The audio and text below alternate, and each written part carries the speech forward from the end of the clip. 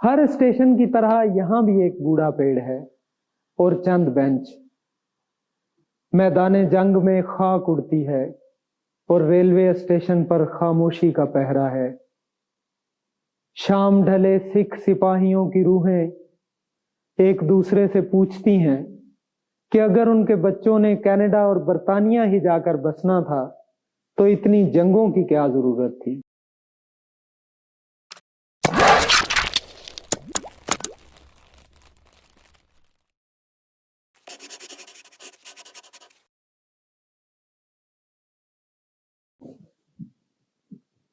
लाला मूसा के जंक्शन से दो पटड़ियां निकलती हैं। एक लाइन डिंगा, मंडी बहावलदीन, खुशाब, मियांवाली और सरगोदा की तरफ जाती है, जबकि दूसरी भिंबर नाला उतरकर गुजरात और सियालकोट का रुख करती है।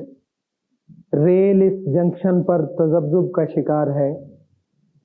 सिकंदर के मोंग की तरफ जाए या एशिया के यूनान की तरफ, गुजरात की मुगल तारीख में गर्काब हो या सिखों के आखिरी मैदान जंग चेलियांवाला बाग में ठहरे, अनवर मसूद की अंबड़ी सुने या शरीफ कुंजाही के जगराते, एक तरफ जमींदारा कॉलेज है और दूसरे रास्ते पर पीएफ कॉलेज। लाला मूसा से गुजरात जाते हुए चेलियांवाला को नजरअंदाज करना तारीख से रूगर्दानी है। इस तारीखी रेलवे स्टेशन पर पहुंचने से पहले रेल दीनगाह जाती है। जब शहर नया नया आबाद हुआ तो इसका नाम दीनगाह रखा गया।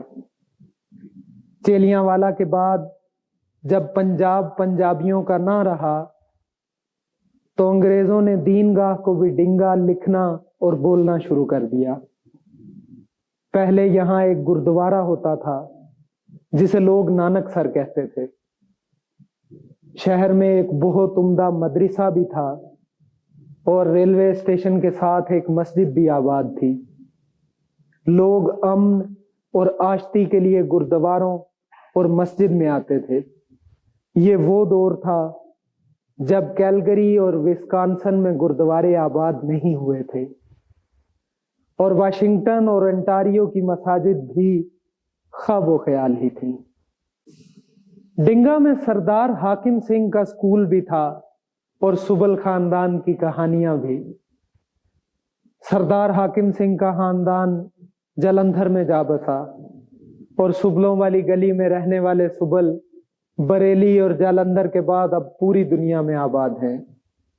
हिंदुस्तान के वजीर तालीम कपिल सुबल भी इसी खानदान के सुपूत हैं, मगर डिंगा में सबसे मशहूर सुबल सुंदरदास सुबल थे, जिनका सुंदर महल आज भी देखने से ताल्लुक रखता है।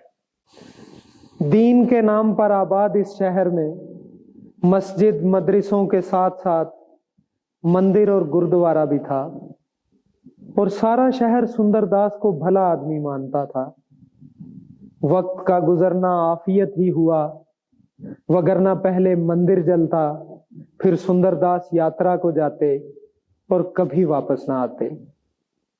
भिंबर नाले की कहीं दूसरी तरफ एक राम प्यारी का महल भी है, जो इसी सुंदरदास की दूसरी बीवी थी, मगर वो कहानी बाद में। फिलहाल सिर्फ इतना ही कि इस दुनिया की बिल्कुल दूसरी तरफ रोमानिया में भी एक डिंगा आबाद है। गाड़ी चले तो ये सब मकाम फर्राटे भरते गुजर जाते हैं और वक्त रुके तो यहाँ सदियां बीत जाती हैं। अगला स्टेशन चेलियांवाला बाग का है। अगर चनाब किनारे इस गांव की तारीख से जनवरी का महीना 1849 ईस्वी का सन और सिख फौज निकल जाए तो यहाँ सिवाय आबादी, मवेशियों और फसलों के कुछ नहीं बचता। रंजीत सिंह के इंतकाल के बाद पंजाब की किस्मत का फैसला चंद सिख जर्नैलों और महारानी जंदा के हाथ आ गया। चूंकि जर्नैल और हुक्मरान औरत अवाम को तहकीर की नजर तकते हैं, लिहाजा उन्होंने अपनी तहकीर की इस नजर अपनी सूझबूझ और अजीम तर कौमी मफाद में पंजाब का फैसला किया। इस सिलसिले में पहली जंग 1846 ईस्वी में लड़ी गई, जिसमें सिख दरबार का बड़ा हिस्सा अंग्रेजों के कब्जे में आ गया, और दूसरी जंग 1849 ईस्वी में चेलियांवाला में लड़ी गई। इस जंग की सबसे दिलचस्प बात यह है कि सितंबर 1965 की जंग की तरह दोनों फौजें आज भी अपने आप को फातेह मानती हैं। अंग्रेज सिपाह अपने वक्त के बेहतरीन हथियारों से मुज़य्यन थी, और खालसा पंथ के पास सिर्फ वही वसाइल थे जो आज़ादी और नामूस की खातिर लड़ने वालों के पास हुआ करते हैं। एक तरफ जनरल गूव और दूसरी तरफ शेर सिंह अटारी वाला, फ्रांसीसी तोपखाना और पंजाबी जुर्रत से लेस। सिखों ने 3 दिन में अंग्रेज बहादुरी का पोल खोल दिया, मगर फिर बारिश आ गई और तरफैन पीछे हट गए। फतह दोनों फौजों के हिस्से में आई और शिकस्त बारिशों के नाम लिखी गई। अलबत्ता ये जरूर हुआ कि जब अंग्रेजों ने पंजाब पर अपना झंडा लहराया तो उन्होंने यहाँ एक लाट नस्ब की, जिस पर उन सिपाहियों के नाम कंदा हुए जिन्होंने इस जंग में अपनी जान के नजराने पेश किए। इन सिपाहियों में सिख सिपाहियों का कोई नाम नहीं था, क्योंकि तारीख हमेशा फातेह की तहरीर हुआ करती है। तारीखी लाट से गुरु की बानी बुलंद होती है। सिख सिपाही एक दूसरे को हैरत से तकते हैं।